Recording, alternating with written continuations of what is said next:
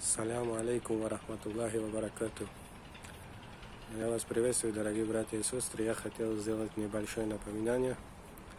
Вот и у нас почти закончился священный месяц Рамадан. Иншаллах, скоро Ураза Байрам. Я хотел сделать небольшое напоминание, в первую очередь для себя, а потом и для всех, что давайте проведем Ураза Байрам как самый лучший праздник в нашей жизни, да?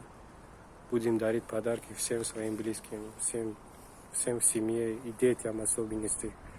Потому что там некоторые братья потом удивляются, почему наши дети любят больше Новый год, чем там, например, Ураза Байрам.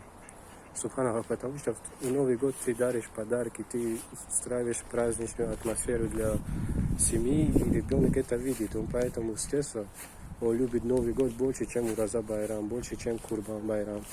Если мы будем делать совсем наоборот, будем Ураза Байрам создавать праздничное настроение, будем дарить ребенку подарки, то, иншаллах, он этот Ураза Байрам и Курбан Байрам каждый год будет ждать с нетерпением.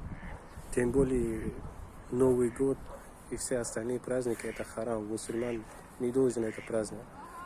Но многие по своему незнанию это празднуют и делают праздничное настроение. И из-за этого дети тоже с детства, у них там в фундаменте заложено бывает, что они любят Новый год больше, чем Ураза Байрам и Курбан Байрам. Поэтому я призываю всех, иншаллах, кто меня слушает, давайте проведем этот Ураза Байрам как самый лучший праздник в нашей жизни. И будем вести это в жизни, чтобы каждый год мы провели, каждый год дарили подарки детям, всем родным, иншаллах.